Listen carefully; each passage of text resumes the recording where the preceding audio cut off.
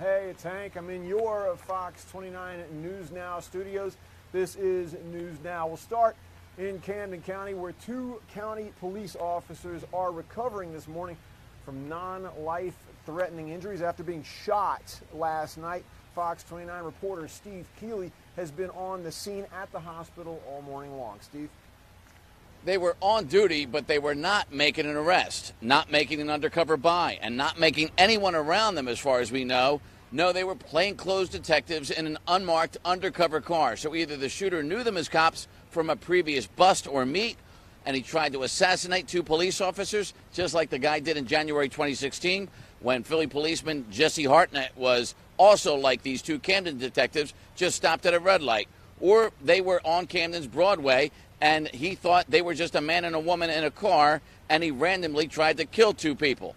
Either way, police say it's a savage shooter who's on the loose with no fear of using a lethal weapon on a main street, Camden's main drag, Broadway. We had 2 officers that were in a non-enforcement plainclothes capacity in an unmarked vehicle sitting at a red light. The information we have thus far is that they were essentially ambushed. A male walked up and began opening fire. We have anywhere between 10 and 25 rounds that were fired at the officers. After receiving fire, one of the officers was able to return fire. We have no indication of whether anyone else was hit or not. Suspects then fled the area. At this point in time, our officers have non-life-threatening injuries. But not for the grace of God, to be quite frank with you, because the amount of rounds that were fired at close range and particularly through the windshield. The 2 detectives were not expected to be at Cooper Hospital long after being taken there for treatment. The female only shot in the hand, the male shot in the arm. They were able to fire back, likely hitting the white van that the shooter got in. They even got the license plate, a Pennsylvania registration, KKJ 2047, registered to a Hatboro address. The chief did not put out since whether or not police learned whether it was stolen or photographed by the Easy Pass cameras going through the toll booths at either the Walt Whitman or Ben Franklin Bridge into Philadelphia. But they did put out the bulletin to police radio in Philly to be on the lookout for this 2006 Ford van, probably with some bullet holes in it, and maybe even with blood inside if the detective clipped one or both of the men inside. That is the story for now from Camden. Back to you.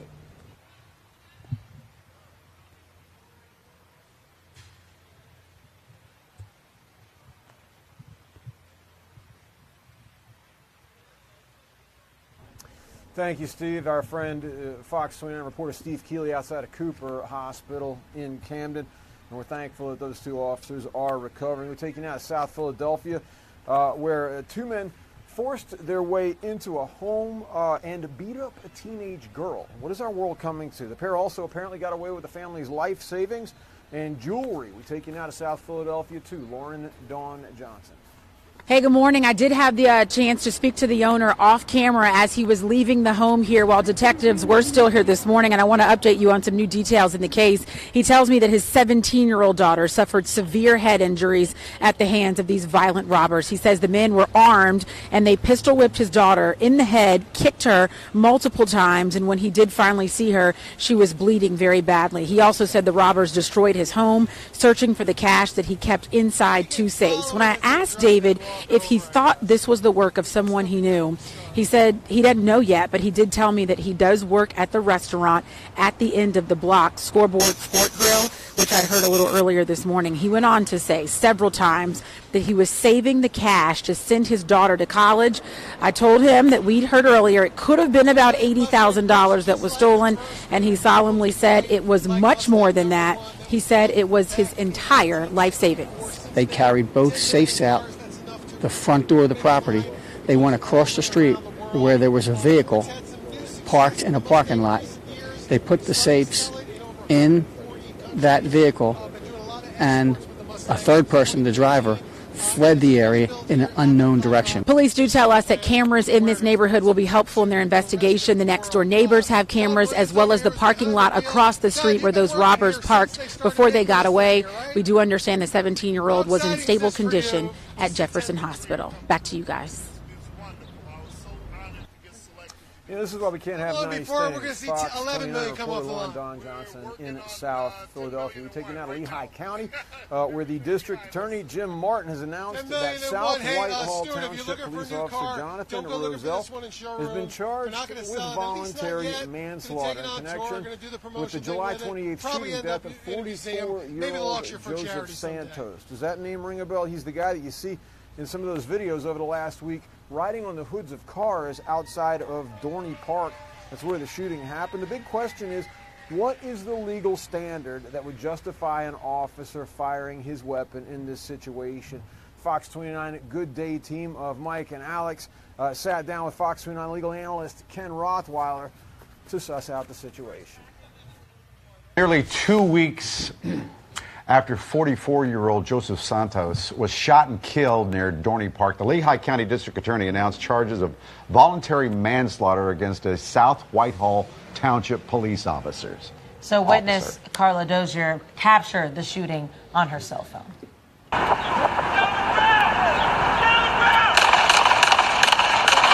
In this case, there is no evidence that Mr. Santos was armed with any weapon, and no evidence that he had committed or attempted a forcible felony. Officer Jonathan Roselle is now on paid leave. His attorney said in a statement that Roselle believes his actions were justified and appropriate given the circumstances. And while the loss of a life is always unfortunate, it is not always unjustified. So we want to bring in our Fox 29 legal analyst, Ken Rothweiler. Let's go back 2 weeks ago, and what was the initial call about for the officer to come out? Well, this fellow, Santos, was jumping on cars and acting crazy. So obviously somebody called and said that, you know, somebody's acting kind of nuts and the police should get there and investigate. This is a very unusual case, though, because most times, and we've done lots of police shooting cases, most times the police officers are not charged. And even if they are charged, it's very hard to convict a police officer because they have a hard job to do. This Santos guy, the deceased man, jumped on the hood of the police car? He actually jumped on the hoods of other cars, and then he eventually jumped on the hood of the police car. That's exactly right. He went away from the police car, and the police officer said, "Get down, get down." He then turned around and started walking towards the police officer. Wasn't running, didn't make any gestures that would have been threatening, didn't have anything in his hand, had no weapons, and the police officer discharged his weapon 5 times and killed the man. Okay, so what is the threshold here? What is the standard? Well, the standard for an officer is the officer must have a reasonable, and that's the key word, must have a reasonable belief that such force is necessary to prevent death or serious bodily injury to himself or to another person. And what they determined in this case was it was an unreasonable belief that he had that he was in danger. He clearly wasn't. This man didn't have a gun, wasn't running at him, made no threatening gestures at all. And didn't the officer at one point even kind of admit in a statement that he felt like he messed up? He said 3 times that he effed up. He admitted that right after it happened. That'll all be admissible when there's a case against him in a courtroom. Would that help him? No, that would not help him at all. He basically admitted that he screwed up. Right. I mean, his first reaction was, boy, did I, screw up. He's fairly new to the force. He's 33 years old. He just started, I think, in December of 2017, so he was new. 6 months. Yeah. His training will come into question. The obvious question you hear was, how well trained was he? This officer has a serious problem, and you can serve up to 20 years in prison for voluntary manslaughter. So it's a very, very serious charge. We'll follow this case. So what's the difference then between this and some of the other instances we've seen where, not charged? Where they're not charged. Well, remember, it has to be a reasonable belief that you're in danger, right? So it's a subjective analysis. So you're going into the mind of the police officer as to what he saw. In this case, his superiors felt that based on what he did see, there was no possibility that he could have thought he was in danger. So therefore, it was an unreasonable belief that he was in danger. Therefore, they charged him. But very, very unusual. Some of the pictures we used in this segment were from the police department, their Facebook page. And thank them for that. It's just... Yeah, look, police officers have a hard job, but they also have to be held to a standard. They just can't be firing their gun when there's no reasonable belief that they're in danger at all, and that's why a tragedy like this happens. Don't go looking for the new run in showroom. All right, Ken. Thank you, Ken. Good seeing you guys. Thank you. But don't go looking And for that was the new Fox one in 29 showrooms. legal analyst Ken Rothweiler talking, of course, with Fox 29 Good Days. Mike and Alex about the shooting of Joseph Santos, that Dorney Park shooting. Police-involved shooting up in Lehigh County in which an officer has been charged. An emotional vigil was held last night for 7-year-old Camden Mancuso. This story almost makes me cry. Who was killed by her father amid a bitter custody dispute. Now family members are asking why a judge would let her father be around his daughter unsupervised with a record like his. By the way, he killed himself after killing his daughter. We spoke with attorney Jennifer Brandt about this particular custody battle. Well, last night, a lot of people gathered in Yardley up in Bucks County for a candlelight vigil in memory of 7-year-old Camden Mancuso. So these emotional images were shared by Jennifer Sherlock on Facebook. Camden would have been starting second grade at Edgewood Elementary this fall, but she was killed by her father amid a bitter custody dispute. Family members are angrily asking why a judge let her father spend time with his daughter unsupervised, especially considering court records show that he had violent and suicidal tendencies. Well, our attorney, Jennifer Brandt, is with us. I mean, you deal with custody battles all the time. Every day, yes. And this is just a nightmare for all family lawyers, everybody hearing this story. It's just so tragic, and my heart just goes out to the family. I think so many people were asking once this happened, once we learned more about the father and his past, how did it get to a point where he could be with his daughter unsupervised? Yeah. And a judge approves that. Right. I think what a lot of people don't understand is how our system works. It's not a perfect system. Mm-hmm. And both parents are looked at as equal in the eyes of the court. Right. And the public policy of the Commonwealth and many other states is that parents should have time with their children. That is deemed to be in the best interest of the children. Well, yesterday, Camden's two aunts were on the show, or aunts, and they had this question for you, and it's exactly what you're talking about the judge. Here it is. The judge took his time away, but he still let her go unsupervised. So what is the threshold? How does a judge make a decision? The guy got into a fight, bit a guy's ear. Mm-hmm. He punched the family dog. He was punching himself in the face. Right. There's no black and white rule here. There are a number of factors under our custody laws that the court has to take into consideration when determining how much time a parent has with a child. And there are no juries in custody matters. It's one judge making a decision. Okay. So yesterday, we also heard from the aunts. Well, I asked him this question. Was little Camden afraid of her own dad? She was. On Friday, she said she was scared to see him. So could you say that to the judge? This 7-year-old girl is afraid to be in a house by herself with her dad. Right. Yes, and I'm sure the family did, and you heard the aunts saying that they did. But when, first of all, the judge is not able to come into the family situation in every custody exchange. Mm-hmm. You know, there's a trial. The judge takes all of the evidence, all of the testimony from the parties, experts that are involved, psychologists. The judge sent the father to be evaluated, and takes all of that information and then makes the father was banned from her school. Isn't that enough? And speaking of the school, the fact that the court documents cite that the principal and one of the teachers went before the judge and said, hey, we have concerns about the father. Is that a usual thing? No, it's very unusual. In fact, we oftentimes as attorneys, we want schools to get involved, say, how is the child doing, what's going on in the particular situation, and schools really do not want to get involved because obviously they're there to care for the children, to educate the children, and they don't want to get involved in custody disputes. But here they did because the father was very difficult and had made comments to the school, was rude to the school, and had certain interactions with the school that were negative. Like you said, you deal with this every single day, custody disputes. Does it get this bad? Can someone who was married and loved someone, supposedly, hate them so much because he's trying to punish his ex-wife here? Yeah.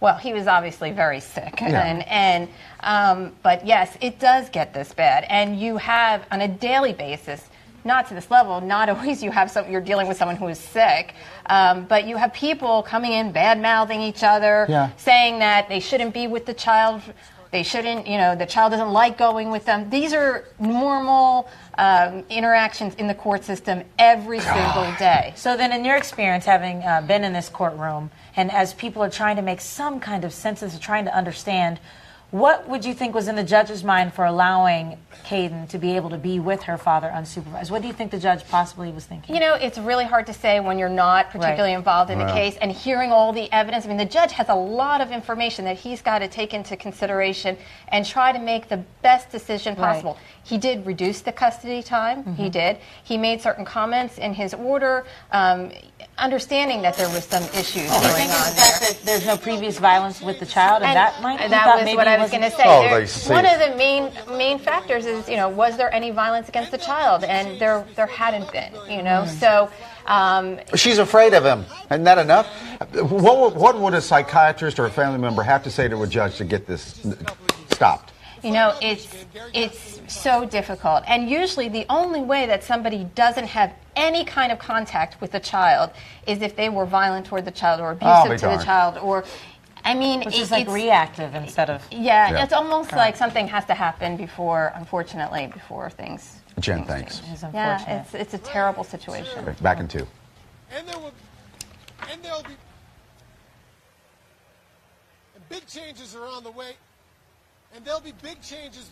And that is Mike and Alex on Good Day this morning talking to Attorney Jennifer Brandt about the case of poor little Caden Mancuso and her father, both of them dead this morning. We take you to helicopter shots over Riverside, California. Yes, of course, those California wildfires do continue to burn. It's a big state, and it's dry, and it just continues to burn. As we look at this helicopter shot from the Fox feed over Riverside, California.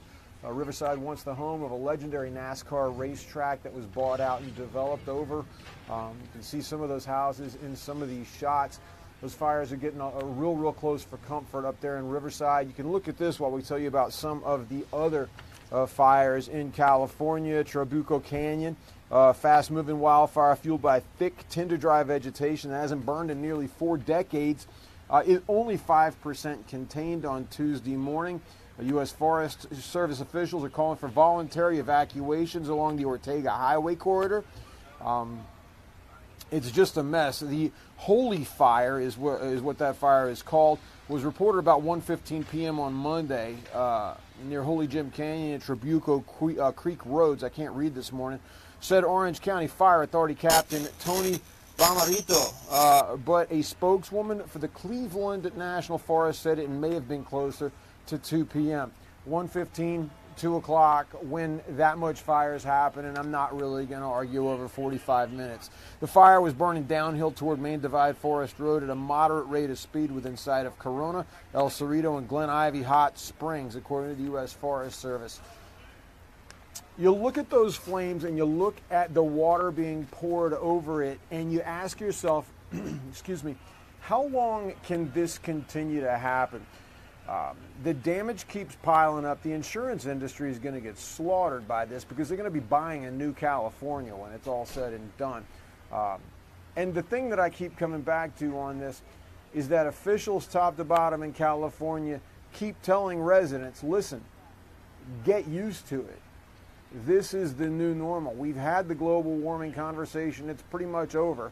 The globe is now warm, and California is more or less on fire.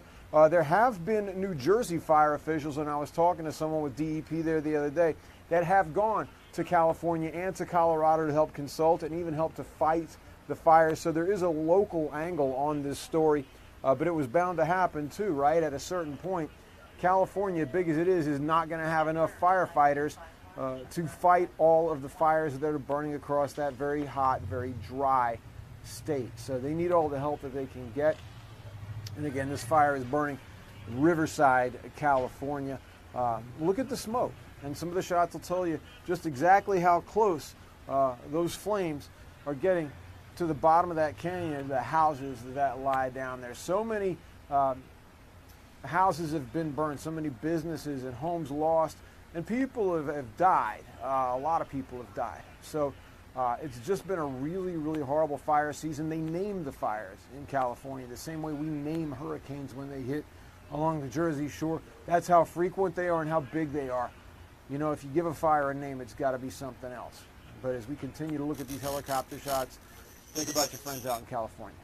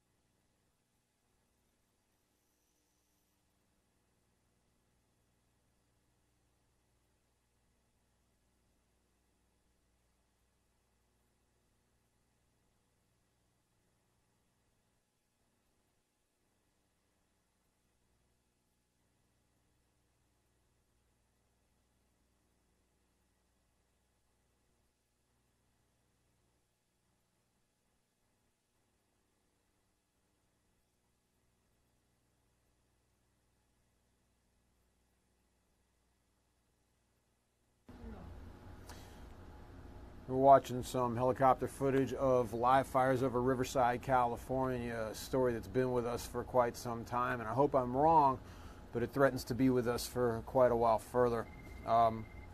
Too close to call.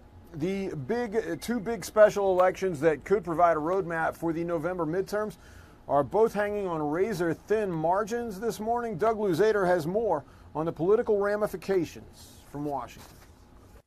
Two major special elections separated by razor-thin margins. I was watching these races last night, one in my home state of Kansas, the other over in Ohio, may provide a preview of the midterms in November. So Doug Luzader has more. Doug? Good morning. And look, they are still counting the ballots in some of these races this morning. So the question remains, is there evidence of a blue wave that will help Democrats in the midterm elections, or will this come down to the president's clout? America is on the right path, and we're going to keep it going that way. Ohio Republican Troy Balderson in what sounded like a victory speech, but the numbers are still too close to call. In all of the big races yesterday, it's the Ohio special election for Congress that loomed large. Balderson battled with Democrat Danny O'Connor in a district that President Trump won easily by more than 11 points back in 2016. And even if he ultimately loses the race, O'Connor sees a win. You believed in us in a race that the pundits said we had no chance even being in. You proved them wrong. President Trump is not waiting for final numbers, tweeting, "Congratulations to Troy Balderson on a great win in Ohio, a very special and important race." But Trump's campaign prowess is the big question. The Kansas Republican gubernatorial primary is still too close to call, despite the president's backing for candidate Chris Kobach. On the other hand, Trump's primary picks for governor and Senate in Michigan both won. Still, the November general elections will almost certainly be tough sledding for the GOP.